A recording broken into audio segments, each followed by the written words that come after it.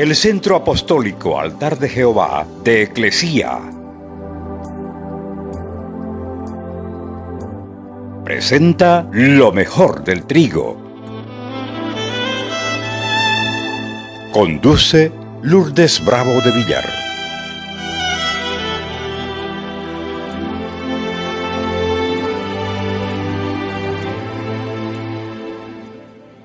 Mateo capítulo 5, verso 3. Dichosos los pobres de espíritu, porque de ellos es el reino de los cielos. Dichosos los que sufren, porque serán consolados. Dichosos los humildes, porque heredarán la tierra prometida. Dichosos los que tienen hambre y sed de la justicia, porque serán satisfechos. Dichosos los compasivos, porque Dios tendrá compasión de ellos. Dichosos los de corazón limpio, porque verán a Dios. Dichosos los que trabajan por la paz, porque Dios los llamará hijos suyos. Dichosos los perseguidos por hacer lo que es justo, porque de ellos es el reino de los cielos. Dichosos ustedes cuando la gente los insulte y los maltrate, y cuando por causa mía los ataquen con toda clase de mentiras. Alégrense, estén contentos, porque van a recibir el gran premio en el cielo, pues así también persiguieron a los profetas que vivieron antes de ustedes. Estas palabras son el inicio de la bienaventuranza, de lo que es conocido como el Sermón del Monte. Porque es un discurso y es el discurso más famoso de Jesús. Cristianos y no cristianos quedan impresionados, quedan conmovidos, quedan motivados por estas enseñanzas. Y cuando uno conoce al predicador, disfruta más del sermón. Jesús fue el predicador de las bienaventuranzas y Él estaba capacitado para mostrarnos quién era verdaderamente un bienaventurado. Las bienaventuranzas del Sermón del Monte fueron predicadas mirando una multitud que se había reunido alrededor de Jesús. Por eso comienza diciendo, viendo la multitud, comenzó a enseñarles mirando la condición de la gente reunida. Y una vez que se había sentado, comenzó a hablar como un maestro con autoridad, porque sus palabras tenían fuego. Y la primera palabra del Sermón del Monte fue bienaventurados, porque la última palabra del Antiguo Testamento fue una palabra de maldición. Pasaron 400 años desde el libro de Malaquías hasta el Evangelio de Mateo. Y luego comienzan estas palabras a pronunciarse en boca de Jesús, llamando bienaventurados a los que realmente saben que son pobres para Dios.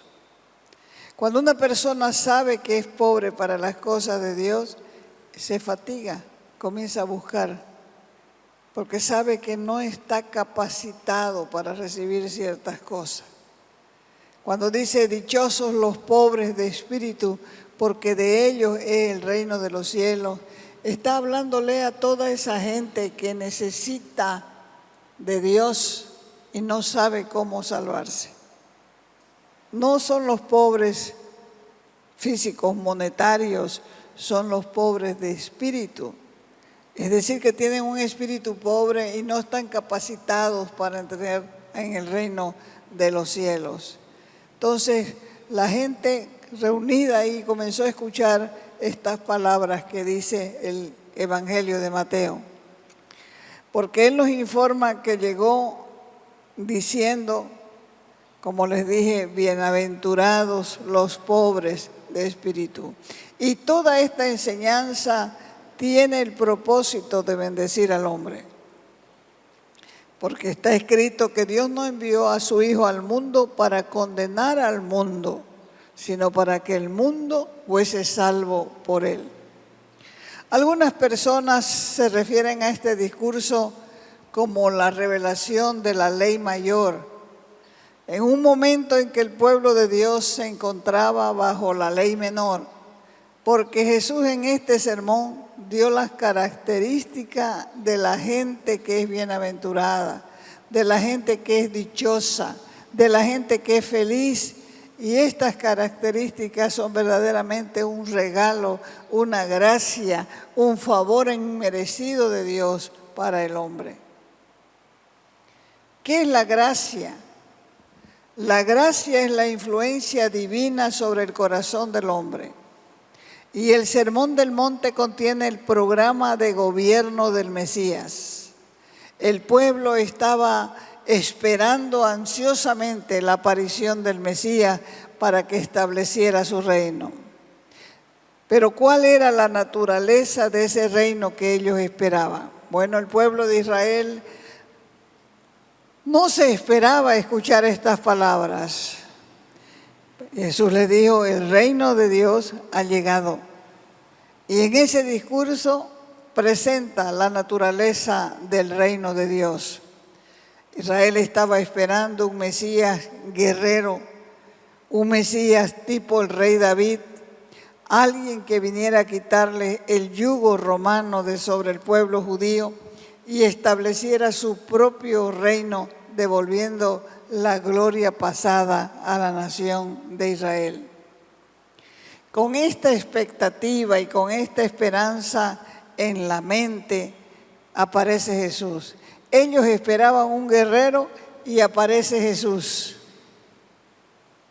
hablando de cosas sencillas, hablando de cosas simples, hablando de cosas humildes que dejaron a muchos totalmente decepcionados, desilusionados, porque no era lo que ellos esperaban.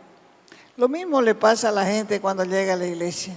Está esperando un show, está esperando cosas que ha visto en otras partes, que ha visto en la internet, que ha visto en otras iglesias. Y resulta que llega a la iglesia y solamente se le da palabra. Y esas personas quedan totalmente desilusionadas, decepcionadas, porque no es lo que ellos esperan. Pero lo único que puede cambiar a las personas es el Evangelio de Jesucristo. No había plan de ataque contra Roma cuando llegó Jesús. El Mesías que tenían delante de sus ojos hablaba de cosas totalmente diferentes a la mentalidad del pueblo, a lo que el pueblo pensaba. Porque este primer sermón le da el programa de gobierno, y este programa de gobierno es un mensaje espiritual. Y comienza diciendo, bienaventurados, felices, dichosos los pobres de espíritu, pues de ellos es el reino de los cielos. ¿Quién es un pobre de espíritu? Lo vuelvo a repetir. Son personas que reconocen su necesidad espiritual, personas necesitadas del pan de vida de la palabra, del agua del espíritu, necesitadas de Dios, porque están conscientes de su incapacidad de cumplir con las normas divinas y que lo mejor de nosotros no llega a ese nivel que Dios está esperando. Isaías 64, 6. ¿Por qué no llega a ese nivel? Porque como dice Isaías 64, 6, si bien todos nosotros somos como suciedad y todas nuestras justicias son como trapos de inmundicia, y caímos nosotros como la hoja y nuestras maldades nos llevaron como viento. El cuerpo humano tiene muchos apetitos, entre ellos el trabajo, el descanso, el sexo, la gula, el hambre, la sed. Recuerden que cuando Satanás tentó a Jesús en Mateo capítulo 4, cuando lo tentó en el desierto para que hiciera el milagro de convertir unas piedras en pan, Jesús le contestó a Satanás con las palabras de Deuteronomio 8:3. No solo de pan vivirá el hombre, sino de toda palabra que salga de la boca de Dios. Ahora usted puede entender por qué se le predica la palabra. Ahora usted va a entender por qué se le hace abrir la Biblia. Ahora va a entender por qué se le hace leer los textos. Porque no solamente del pan físico vivirá el hombre, sino de toda palabra que salga de la boca de Dios. Los seres humanos tenemos otras necesidades que no precisamente son el alimento. Por eso es que no existe ni la más remota posibilidad de poder presentarnos delante de Dios en nuestra propia justicia. Porque nuestra justicia, la justicia humana, es como trapo de menstruación. Antes las mujeres no usaban modes, no usaban ningún tipo de toalla higiénica. Eran trapos los que usaba y los trapos tenían que botarse porque quedaban sucios. Así es la justicia del ser humano. Nuestra justicia, dice la Escritura, es como un trapo de inmundicia, un trapo de menstruación, un trapo sucio. No es acumulando méritos que nos presentamos delante de Dios, sino exclusivamente por la justicia de Cristo, quien nos justifica por la fe en la obra redentora de la cruz. Entonces, ¿cuáles son los pobres de espíritu? Son los que reconocen que no tienen méritos para salvarse. Son los que ven su necesidad, se duelen de haber ofendido a Dios, se sienten culpables. A este tipo de personas les pertenece el reino, porque están capacitados no solamente de ver el reino, sino de entrar en el reino. Y entrarán porque es un regalo inmerecido de Dios para el pecador arrepentido. ¿Están aquí todavía? En este sermón se engrandecen las virtudes que el mundo desprecia. Porque lo que el mundo no quiere aquí se pone como un alto ideal.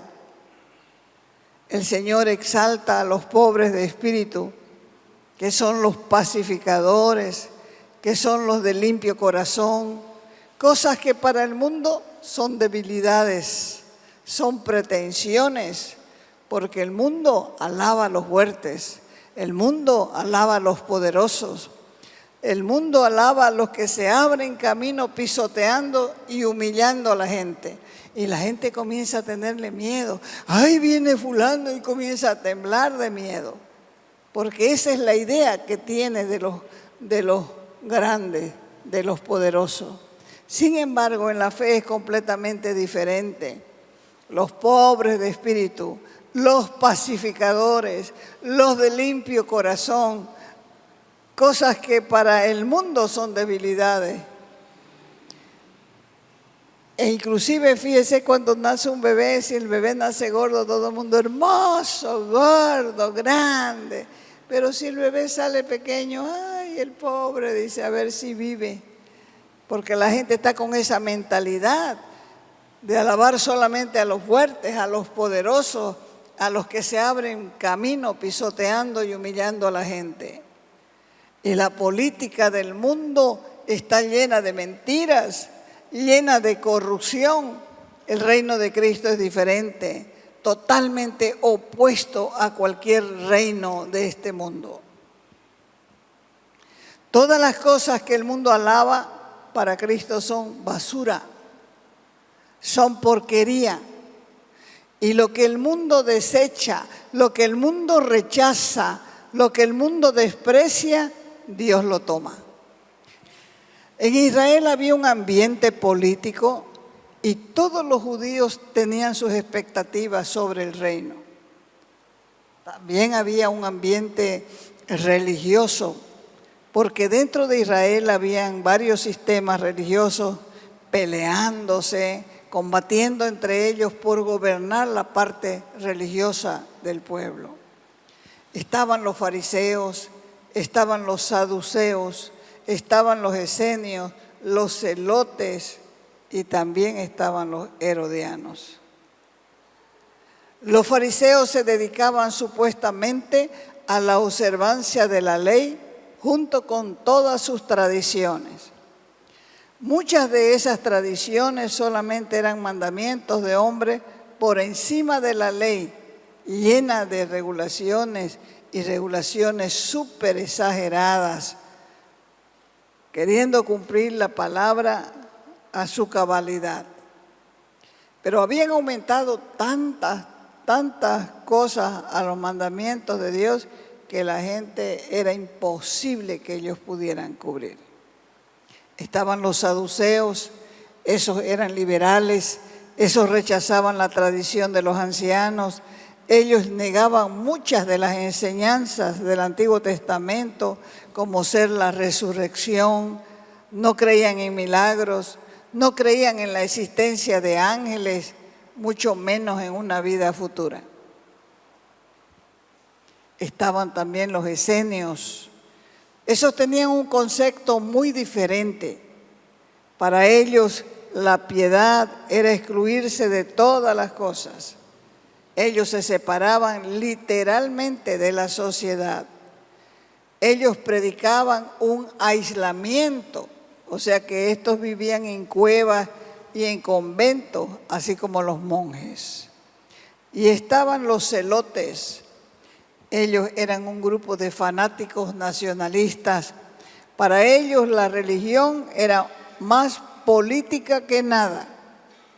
Y para ellos no había otra manera de servir a Dios que levantarse en armas e ir contra los opresores de Israel. Esas mismas personas están representadas hoy en día. Están los fariseos que le exigen a los demás lo que ellos no pueden hacer, pero quieren que los otros hagan.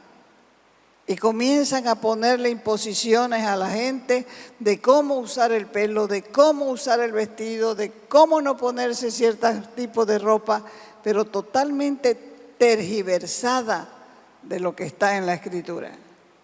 Están también los saduceos, gente que no cree en la manifestación del Espíritu de Dios, no cree en las sanidades, no cree en muchas cosas.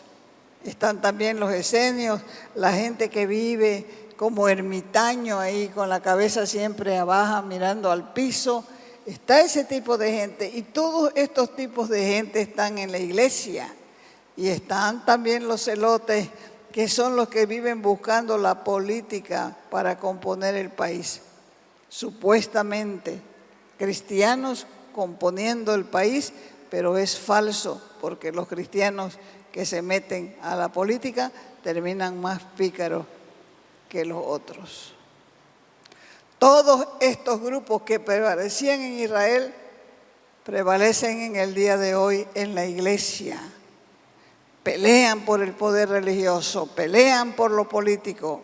Ahora imagínense que a este tipo de gente llega Jesús con un mensaje nuevo e inicia una predicación, e inicia una enseñanza a la gente que estaba en otro tren de vida. Vivían todo lo contrario de lo que Jesús les estaba enseñando. Así que el Sermón del Monte los hizo ver a los fariseos que Dios no enfatizaba lo externo, sino lo interno. Por eso es que la persona que nace de nuevo tiene que tener cambio de mente. ¿Qué se llama ese cambio de mente? Metanoia, cambio de mente, cambio de pensamiento. Porque Dios no está interesado en lo externo, sino lo interno. Y cuando lo interno recibe vida, entonces se va a aflorar en lo externo. El mismo mensaje era para los saduceos. que hablaban de que Dios demandaba tal cosa y tal cosa, pero no creen en muchas doctrinas que son realmente bíblicas y uno las necesita para poder predicar el Evangelio de Jesucristo. También en este mismo sermón y en este mismo tiempo tienen el mensaje para los esenios, gente que comienza a quitarse las cosas pensando agradar a Dios en lo externo. No quieren nada, no quieren ir allá porque allá están los impíos, no quieren ir más allá porque allá están los que no son creyentes y están en medio de la iglesia. Y están también los celotes, como les dije, que lo único que quieren es levantarse ellos mismos a costa del robo. Nosotros como predicadores del reino no podemos evadir, no podemos escapar, no podemos dejar de exponer la enseñanza de este sermón, porque Jesús, el maestro de Galilea, fue quien lo enseñó. Dice que vio la multitud y se sentó.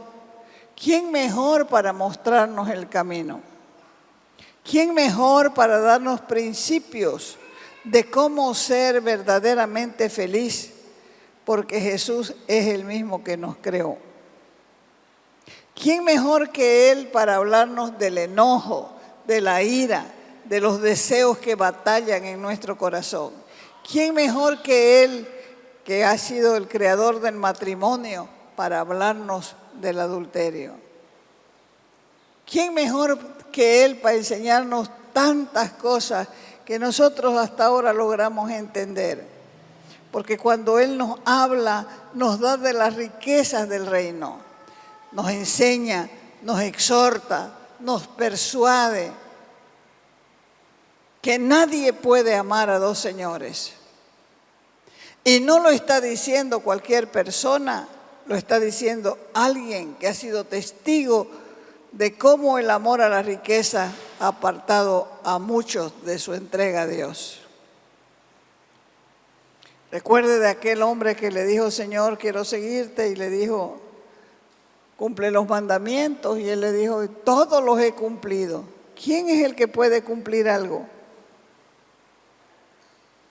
Si Dios no nos ayuda, nadie puede cumplir absolutamente nada. Todo lo he cumplido desde mi niñez, desde mi infancia. Entonces el Señor le dice: bien, entonces vende todo lo que tienes y dalo a los pobres. Y el hombre se fue muy triste. Y la gente también, cuando viene a la fe, piensa que el Señor va a hacer lo mismo. Le va a decir: vende todo lo que tiene y dáselo a los pobres. Entonces comienza la gente a temer.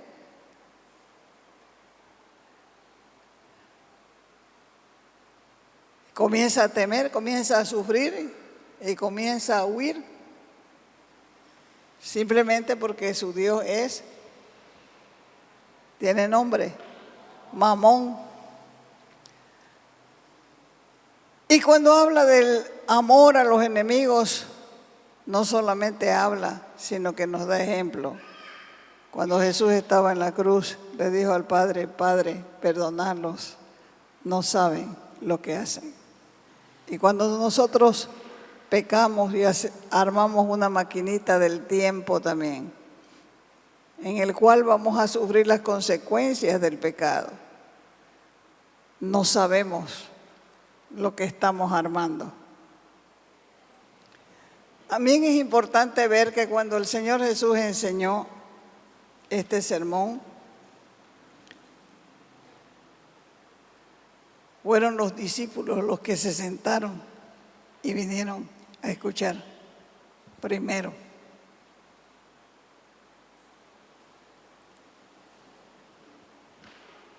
Así era como enseñaban los rabinos, así enseñaban los maestros de la época. Y cuando alguien se sentaba a enseñar, quería decir que estaba diciendo lo que estaba hablando era sumamente importante. Jesús no solamente se sentó para iniciar su enseñanza, también lo hizo para mostrar que lo que tenía que decir era sumamente importante. Y lo que enseñó en ese monte fue el fundamento de su reino. En el monte Sinaí, Dios le dio la ley moral a Moisés y al pueblo de Israel. En el monte Calvario, selló esta ley entregando a su Hijo como el Cordero de Dios que quita el pecado del mundo.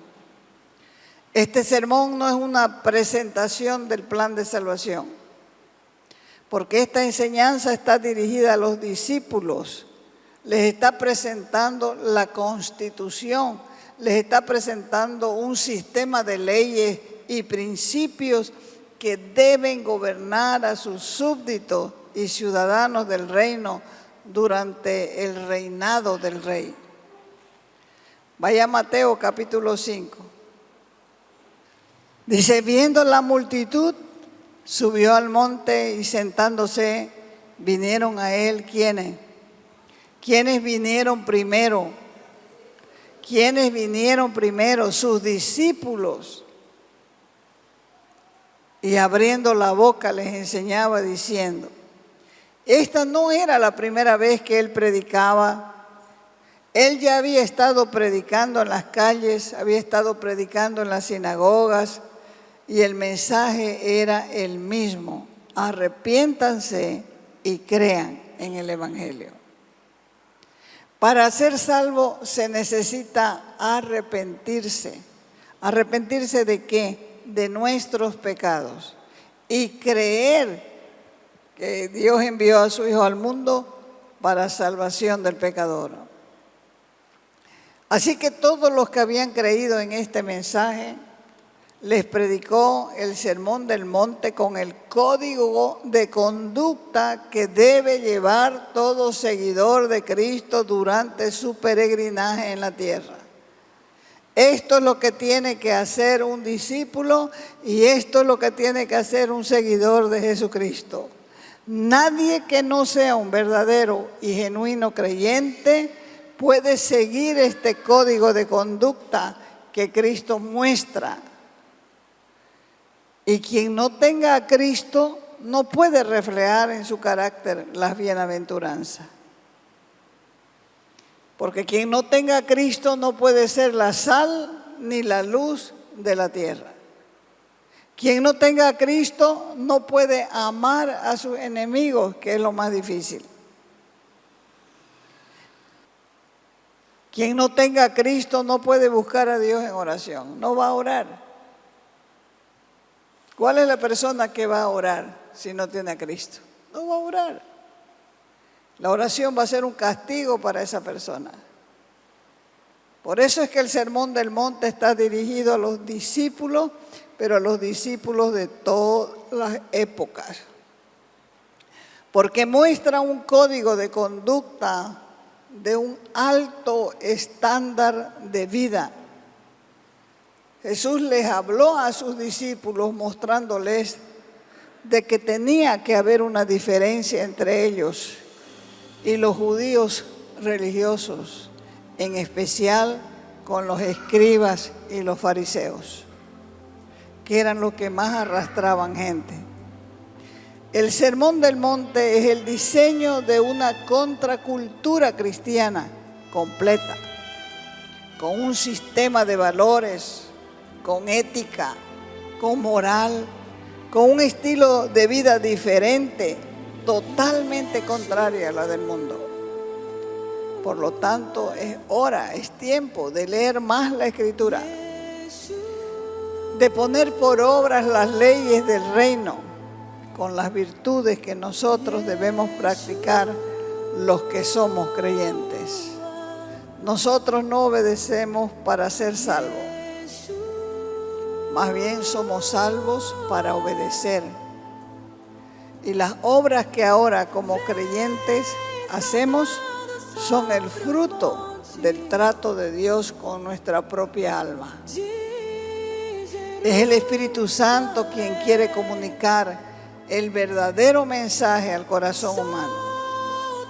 Porque la gracia de Dios en nuestras vidas se aumenta para poder vivir de acuerdo a las normas del reino. Te invitamos a nuestras reuniones los días viernes y sábado a las 6 de la tarde. Los domingos a las 10 de la mañana y a las 6 de la tarde. Calle Nicolás Suárez, esquina Félix Pinto.